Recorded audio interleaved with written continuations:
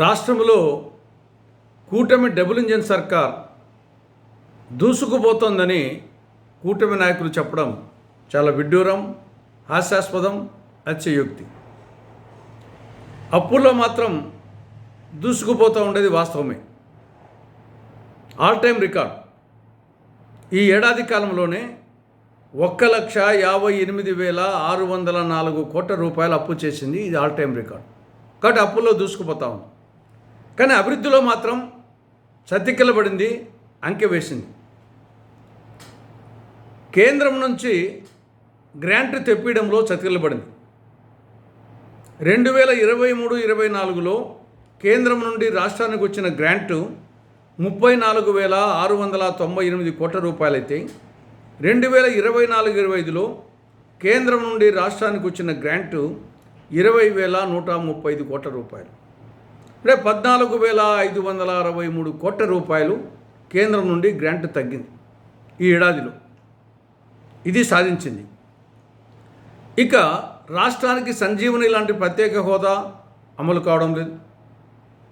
రాయలసీమకు, ఉత్తరాంధ్రకు బుందేల్ఖండ్ తరహా స్పెషల్ డెవలప్మెంట్ ప్యాకేజీ నిధులు రాలేదు. కడప జిల్లాలో స్టీల్ ప్లాంటు, దుగరాజపట్నం ఓడరేవు నిర్మాణం కాలేదు. అమరావతికేమో గ్రాంట్ బదులు అప్పు ఇస్తామంటుంది. పోలవరమేమో బహుళార్థ సాధక ప్రాజెక్టు నత్తనడక సాగుతూ ఉంది. విభజన చట్టంలో 9, 10 షెడ్యూళ్ల కింద ఉన్నటువంటి సంస్థలు ఇంతవరకు ఆంధ్రప్రదేశ్కు రాలేదు. విశాఖ మెట్రో, విజయవాడ మెట్రో ఊసేలేదు. సంపద సృష్టించడం బదులు ఆవిరైపోతూ ఉంది. 2023-24లో రెవెన్యూ రాబడి 1,73,963 కోట్లయితే 2024-25లో రెవెన్యూ రాబడి 1,68,443 కోట్ల రూపాయలు.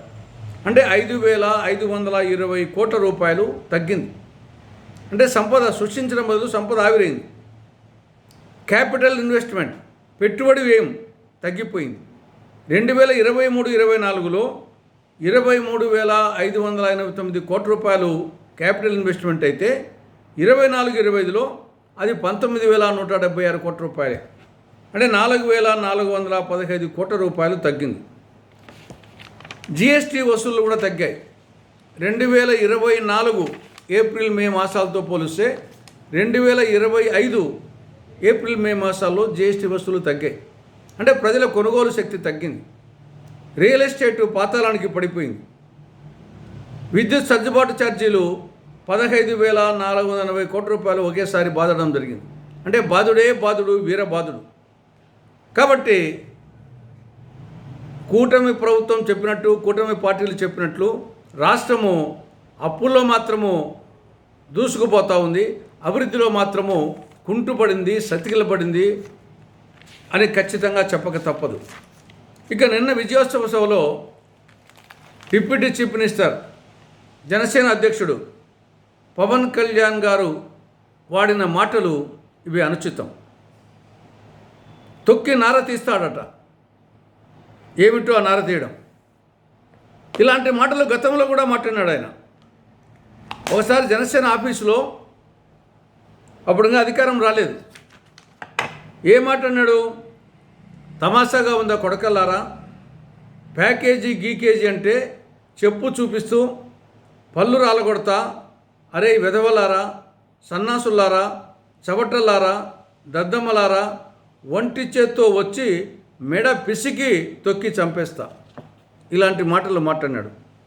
ఆయన ఇప్పుడు నీతులు చెప్తున్నాడు. కోడలికి బుద్ధి చెప్పి అత్త తెడ్డు నాకిందని ఒక సామెత ఉంది. ఆ విధంగా ఆయన ఒదిక్కేమో ప్రత్యర్థులు వచ్చేసి వాళ్ళు ఆ విధంగా మాట్లాడకూడదు అంటూనే ఈయన మాత్రము గతంలో మాట్లాడినాడు, ఇప్పుడు మాట్లాడుతున్నాడు. ఇప్పటికైనా ఆయన మాట తీరు మార్చుకోవాలని కాంగ్రెస్ పార్టీ సూచిస్తూ ఉంది.